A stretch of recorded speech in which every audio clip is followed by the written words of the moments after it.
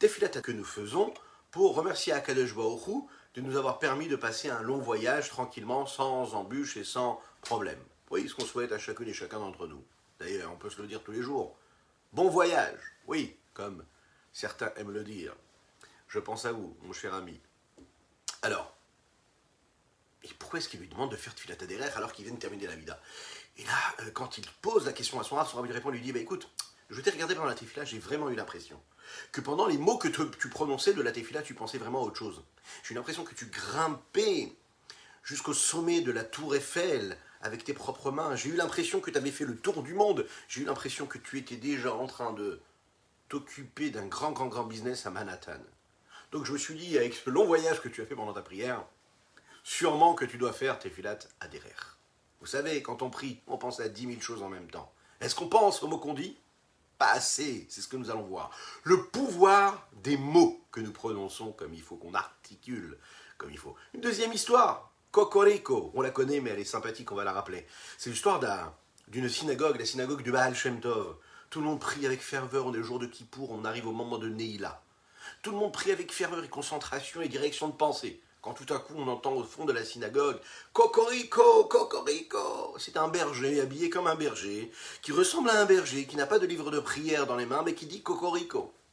Bien sûr, on décide, on a envie de le faire sortir de la salle, de la synagogue. Quand le Baal Shem Tov intervient, il dit « Non, surtout pas, laissez-le avec nous, laissez-le ». À la fin, on demande au Baal Shem Tov « Mais pourquoi est-ce que vous avez voulu le garder avec nous ?» Et là, de répondre le Baal Shem Tov. C'est grâce à lui. Son cri du cœur, oui, son intention était tellement forte qu'Akadosh Baruch Hu nous a épargné un décret. Et tout ceci grâce à lui, et non pas aux prières de toutes et tous ici présents. Boker Tov les Koulam. Bonjour à toutes et à tous, je suis infiniment heureux de vous retrouver dans cette magnifique matinée que Dieu nous offre sur la terre. J'espère que vous allez bien. On va aborder la première partie du 38e chapitre de Tania. Ensemble, juste après ces quelques notes de Nigun. Hay la llama ya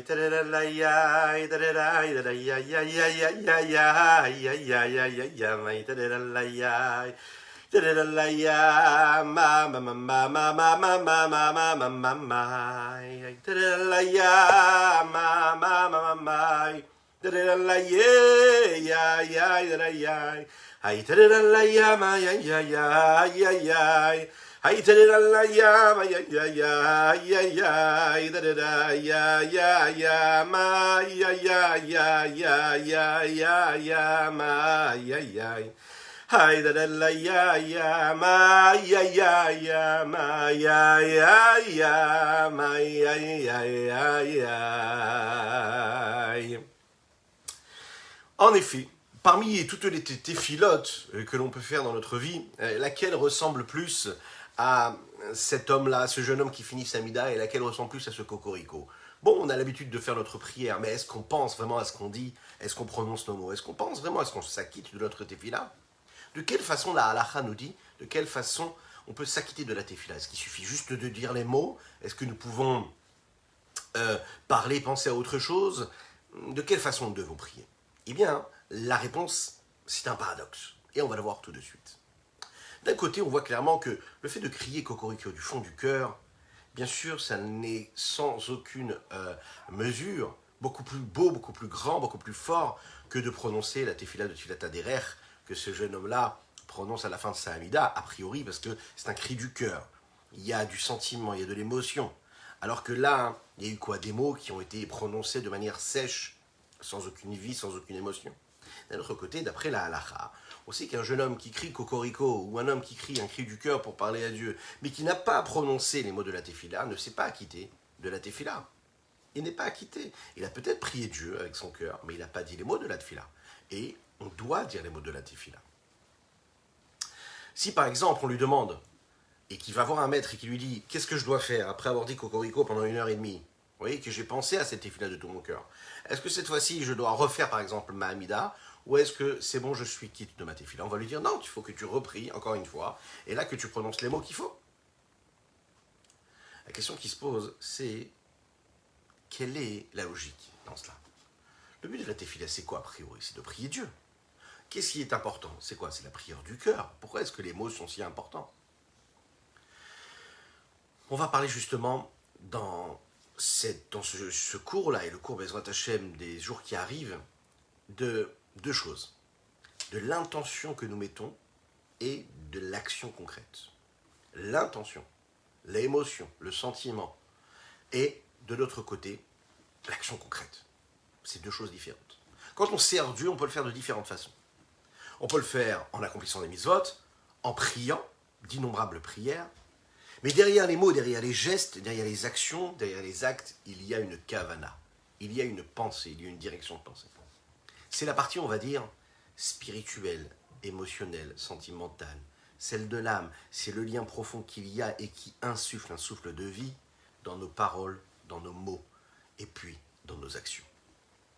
On peut constater cela à travers ce que nous faisons nous-mêmes, à travers notre communauté, à travers nos semblables. Oui, les gens prononcent, disent des mots, mais souvent sans kavana, sans intention, sans direction de pensée. Et on peut se rendre compte également qu'on est capable de faire souvent des mitzvot, les mitzvot, sans avoir une kavana particulière. On les fait machinalement comme ça, parce qu'on est né dedans, on est né dans la Torah, ou bien on s'est habitué à les faire. Et puis, c'est une habitude. Il y a même des fois, parfois l'inverse. Tellement on a de la kavana, tellement on a une bonne pensée, tellement on est concentré, qu'on oublie d'agir comme il faut. Ça aussi, ça existe. Hein. On peut parfois trop penser, trop vouloir bien faire, et l'action concrète, on la fait mal. On dit mal les mots. Qu'est-ce qui est le plus important? Les mots, les paroles, les gestes, l'articulation, ou bien la pensée et l'intention qui se trouvent derrière ces mots? Est-ce que de dire que l'essentiel c'est la pensée, c'est convenable? Qu'est-ce que ça veut dire la kavana? Qu'est-ce que ça veut dire avoir une direction de pensée, une concentration? Qu'est-ce que ça veut dire vraiment? Et pourquoi c'est si important? La question se renforce à la lumière de ce que la Chassidoute nous dit. La Chassidoute nous dit qu'elle n'est pas venue pour changer les actes et la tefila, puisque tout a déjà été dit dans le Shulchan Aruch, dans la table de la loi, dans les halachot, dans les lois qui nous ont été données par nous et transmises par nos maîtres. La Chassidoute, elle met un point d'orgue et elle insiste énormément sur quoi?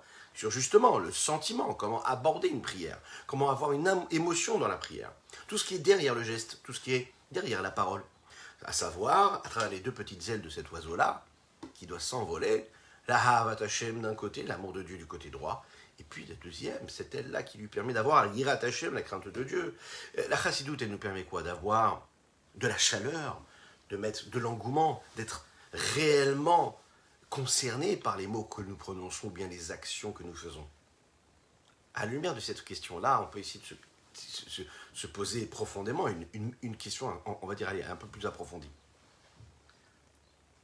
Quel est l'équilibre normal et convenable qui nous permettrait de trouver justement l'équilibre entre la pensée et l'action, la direction de pensée et l'acte? Pourquoi est-ce qu'on a besoin des deux? Pourquoi est-ce que ça ne suffit pas d'avoir une bonne émotion, une bonne concentration? Ou bien est-ce que ça ne suffit pas d'avoir juste les mots, juste les paroles? Ou juste l'acte? Il est dit comme ça, tu dois servir Dieu. Et nous avons basé notre étude du Tanya, vous vous en souvenez en introduction par le Rabbi Shlomo Zalman, sur le verset qui dit il est proche de toi, chacune et chacun d'entre nous. C'est facile pour nous en réalité. De faire quoi? Eh bien, de nous attacher à Dieu. Comment? Grâce à quoi?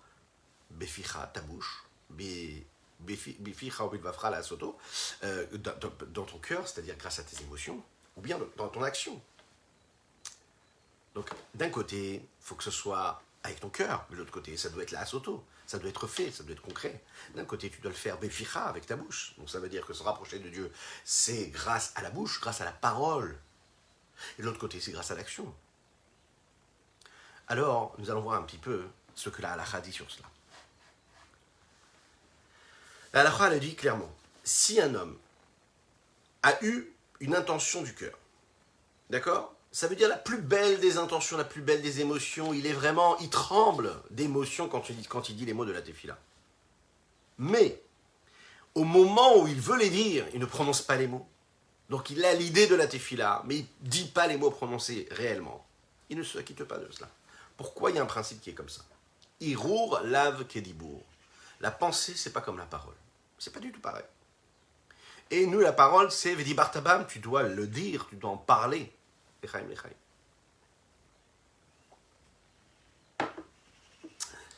Je vous rappelle que nous étudions pour la Refoua Shelema de Avraham Nissim Ben Sultana.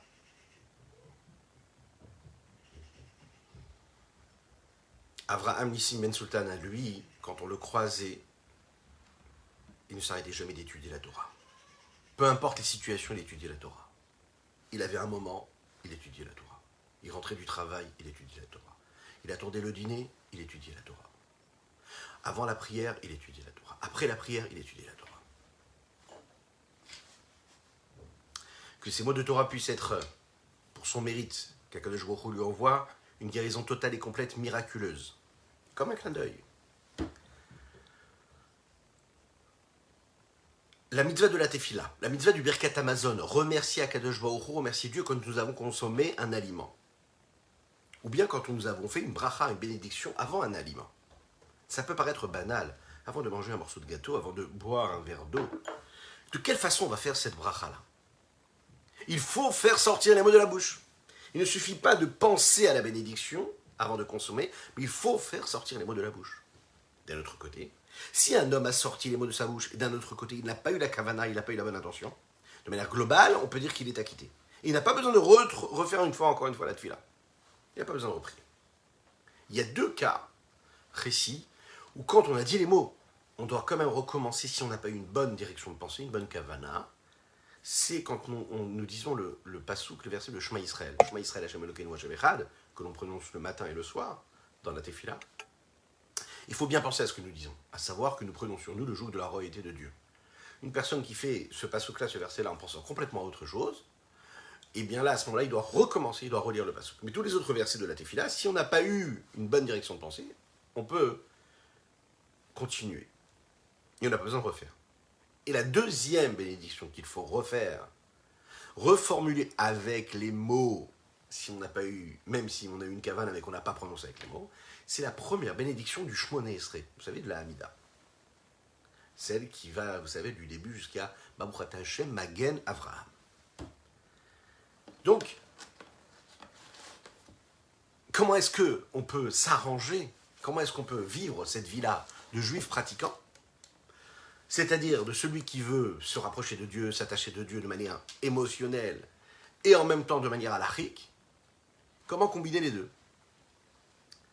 Celui qui crie le cri du cœur, il ne s'est pas acquitté de la tefila.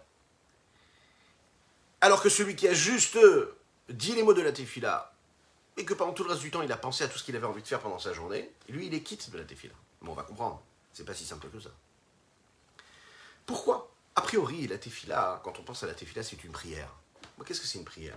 Une prière, il faut de l'émotion, il faut du cœur. Qu'est-ce que ça sert? À quoi ça sert les mots? Juste les mots, mais à quoi ça sert? Pourquoi les mots? Qu'est-ce qu'il y a de si spécial? Vous vous souvenez, on a parlé de ce sujet-là. Quelle est la différence entre une personne qui étudie la Torah et une personne qui étudie les études profanes, ou qui lit le journal, ou qui fait autre chose? Ou même qui lit un livre de philosophie, quelque chose de très profond intellectuellement. Vous vous souvenez de cette anecdote-là, qui avait été donnée par un saint maître, la réponse qui avait été faite. La différence qu'il y a quand on étudie la Torah, c'est que chaque mot que nous disons, nous parlons, nous disons des mots qui sont gdoshim, qui sont saints. C'est tout simple. Au moment où tu dis des mots de Torah, des mots de Tefila, tu te connectes à Dieu. Ah, tu as été, grâce à ces mots-là, dans un voyage intellectuel, cérébral, magnifique, extraordinaire, super, génial, c'est très bien aussi. Mais tu as dit des mots qui sont kadosh, qui sont saints. Même si tu ne les as pas compris, c'est déjà quelque chose d'énorme. Comme nos maîtres disent, rien que de dire les mots, par exemple, du Zohar, qu'on ne peut pas comprendre, déjà ça nous sanctifie. J'ai rien compris, mais c'est pas grave. Tu as dit les mots du Zohar, tu t'es élevé, tu t'es sanctifié. Tu n'as pas compris les mots du Tehillim. Tu as dit les mots de Tehillim, tu t'es élevé, tu t'es sanctifié. Tu vas prendre une étude profane, tu vas lire, tu vas passer des heures à comprendre un texte ou à une vision des choses et du monde ou je ne sais quoi. Rien. Ça ne sert à rien. Ça n'apporte rien dans ton existence infinie, celle que tu vas transmettre à tes enfants, que tu le veuilles ou non. Si ce n'est un petit diplôme. C'est comme ça. On ne dit plus rien, c'est comme ça. Michaï.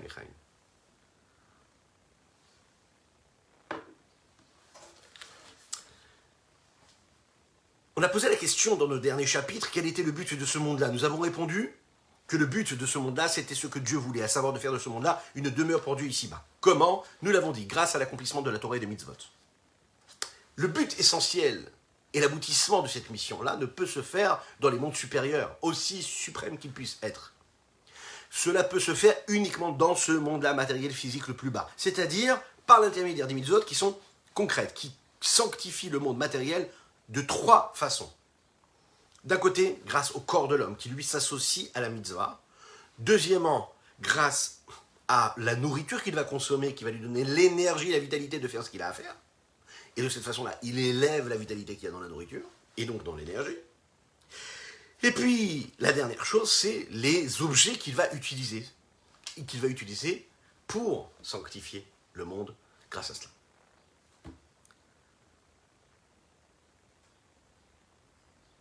A priori, ce but essentiel ne peut être accompli à travers une étude, par exemple, spirituelle. Cela ne peut se faire que dans la matière physique. Hamaasé ou Ikar, c'est l'action qui est concrète, qui est importante. On sait que la descente de la Neshama dans ce monde-là, elle n'est pas là, nous l'avons expliqué hier. Pour elle-même, elle n'a pas besoin d'être réparée. C'est le monde dans lequel elle vit qui, lui, a besoin d'être réparé. Et la Neshama, l'âme de chacune et de chacun, est là pour réparer le monde. Mais elle est très bien. Quand on comprend cela, on peut comprendre un petit peu plus. Pourquoi est-ce que c'est si important de dire les mots et que l'intention ne suffit pas? En réalité, si on regarde bien, on pousse un petit peu plus. La différence qu'il y a entre les mondes supérieurs et les mondes inférieurs, c'est la différence qu'il y a entre le corps et l'âme. L'intention, l'émotion, la concentration, tout cela, c'est une question de spiritualité. C'est une question de concentration. C'est une question de quoi? De neshama, d'âme. Les mots que nous prononçons et que nous articulons avec méticulosité pour bien dire les mots, chaque mot de la tefila par exemple, et bien ça c'est un acte qui est concret, qui est matériel, formulé par tous les membres du corps, les membres de la bouche. Le but n'est donc pas dans l'intention, mais dans l'acte concret. Puisque la neshama, elle, l'âme, elle n'a pas besoin d'être réparée. L'intention, elle est déjà bonne. On sait que ton cœur, il est bon. On sait que ton cœur, il est dirigé vers Dieu. Mais comment tu te comportes? Comment tu agis? Qu'est-ce que tu fais concrètement? Donc, le but essentiel, c'est quoi? C'est le pouvoir que les mots peuvent nous donner. En sortant et en prononçant les mots de notre bouche, grâce à cela, la neshama, l'âme, elle réussit à faire ce qu'elle a à faire ici-bas sur Terre, à influencer, à sanctifier le corps et donc la bouche. Regardons dans les mots ce que le Rabbi Shlomo Zalman de l'Iyadi a à nous dire. Veineim kol enskariel, tout ce que nous avons vu depuis les derniers chapitres, à savoir 35e, 36e, 37e chapitre. Que l'essentiel de l'homme, c'est quoi? C'est la Torah et les mitzvot en réparant, en sublimant l'existence même humaine et le monde. Comment? Grâce aux actions, à mon comportement, et pas seulement grâce aux intentions. Yuval etev psak halacha ocha batalmud de poskim. On peut comprendre ce que la halacha nous dit, que ce soit dans le Talmud, que ce soit dans les décisionnaires, dans les textes des décisionnaires. Des hirolav kedibordami. La pensée ne ressemble pas à la parole. C'est pas considéré comme la parole. Que ce soit dans l'étude de la Torah, que ce soit dans la tefila, je ne m'acquitte pas de cela. Vim kara kriyat shema est celui qui lit la Torah avec l'intention de quoi? D'accomplir ce qui est dit dans la Torah, avec Bartabam, que tu dois en parler. Uniquement dans sa pensée, dans son cœur. Et même s'il a fait ça avec toute la puissance de son intention, il ne s'est pas acquitté de la mitzvah. Il n'a pas exprimé, formulé les mots par ses lèvres, il n'a pas accompli la mitzvah. C'est la raison pour laquelle les textes nous disent il faut qu'il recommence et qu'il relise encore une fois et qu'il formule les mots.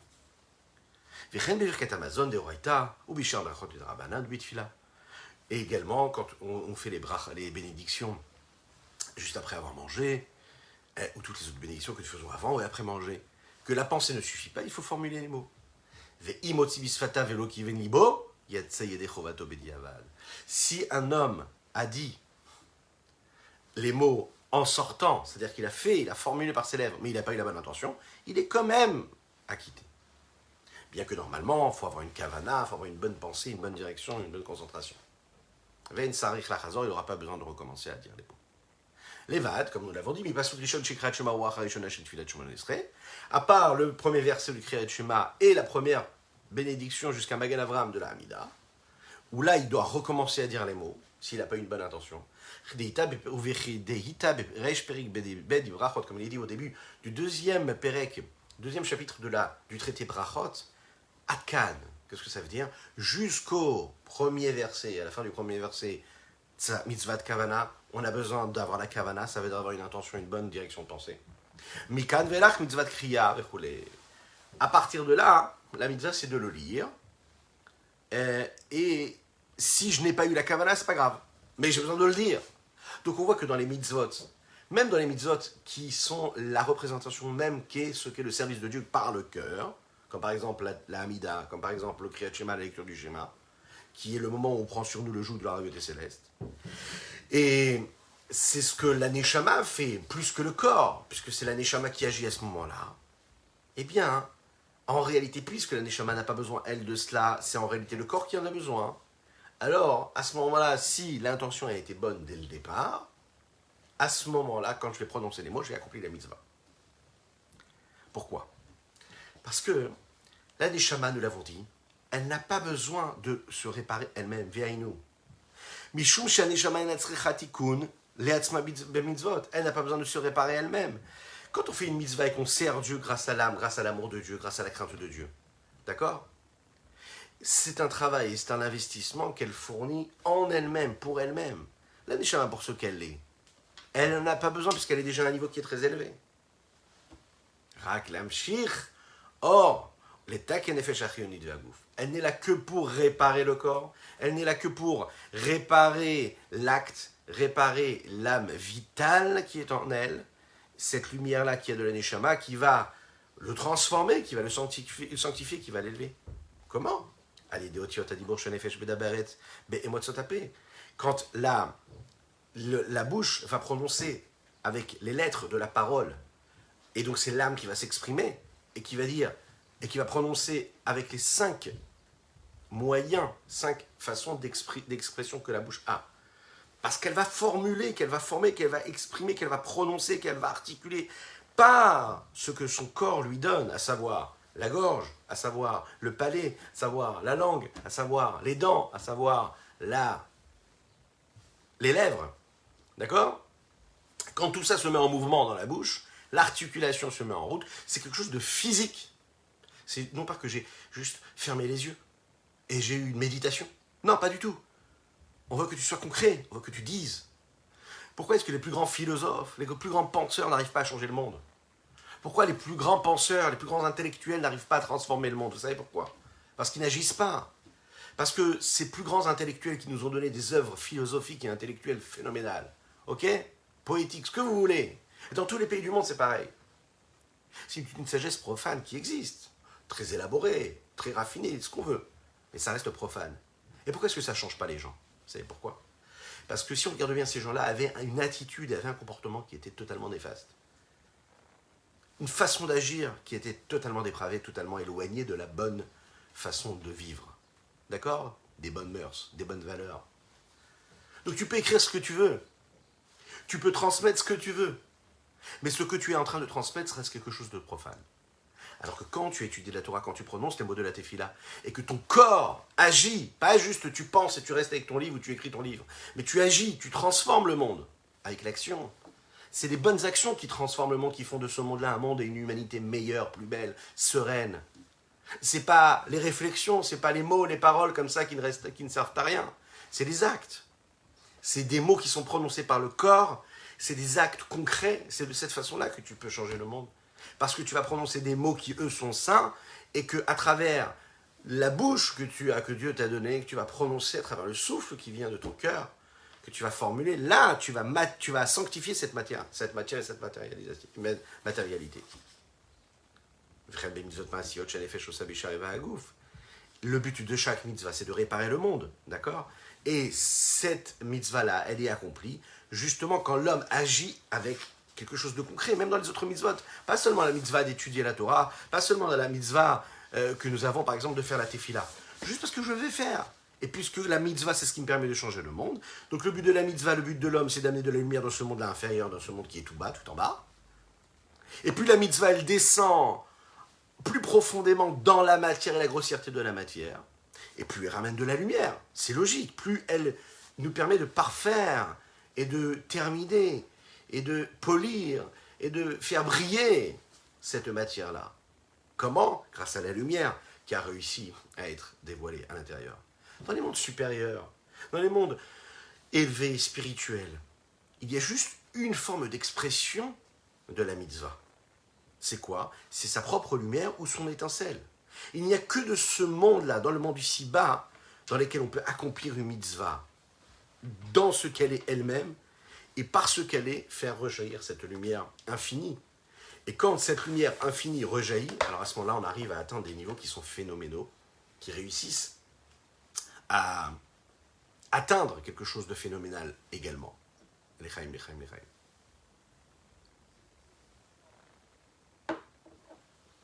Ce qui nous amène à une question et à une réponse pour conclure ce cours-là de Tania d'aujourd'hui, à savoir, quelle est la troisième étape qui est très importante à savoir et à comprendre et à connaître. Quand nous faisons par exemple nos téfilés et que nous arrivons à la bénédiction de Triyat Ametim, que nous parlons de la résurrection des morts, vous allez me dire le rapport, mais le rapport il est là. C'est quand on prononce ces mots de la téfila et qu'on sait que dans cette période, dans cette particularité qu'il y a, dans cette foi que nous devons avoir et que nous prononçons tous les jours dans notre téfila 3 fois par jour, quand on fait référence à la Triyat Ametim, et qu'on sait qu'il y a ces deux sujets, il y a le salaire de l'accomplissement des mitzvot dans ce monde-là et le dévoilement de la valeur et du niveau de l'âme du peuple juif en fonction de ce qu'il est lui-même. Ça veut dire ce qui dépasse même l'accomplissement même de la mitzvah. Parce que dans le dévoilement de Triyat Ametim, il y aura en réalité le salaire de la mitzvah que j'ai accompli au moment où j'ai accompli. Comme nous le disons, le salaire de la mitzvah, c'est la mitzvah. C'est-à-dire le salaire pour la mitzvah que j'ai réussi à faire en faisant descendre une forme de lumière, une forme d'intensité et de présence d'infini du Saint béni soit-il quand j'ai accompli la mitzvah. Et ce salaire-là, même si aujourd'hui je n'ai pas l'impression de le percevoir, il est comme gardé comme ça dans une petite boîte, et au moment où il y aura cette venue de Mashiach, au moment où il va se dévoiler, à ce moment-là, je pourrai comprendre l'intensité de lumière que j'aurai produit par un acte physique, par un acte concret, par quelque chose de réel. Voilà ce qu'il faut se dire. Matérialiser au maximum l'influence de la lumière d'Akadosh Baruch Hu dans toutes nos pensées, dans toutes nos paroles et surtout dans nos actes. D'accord? Et dans l'acte concret, dans la parole prononcée, il y a cette symbiose-là du service de Dieu par le cœur, par la parole, mais également par l'acte concret, puisque Akimat Sefatav avait massé le fait de bouger, de formuler, de prononcer les mots et les lettres, eh bien c'est considéré comme un acte concret.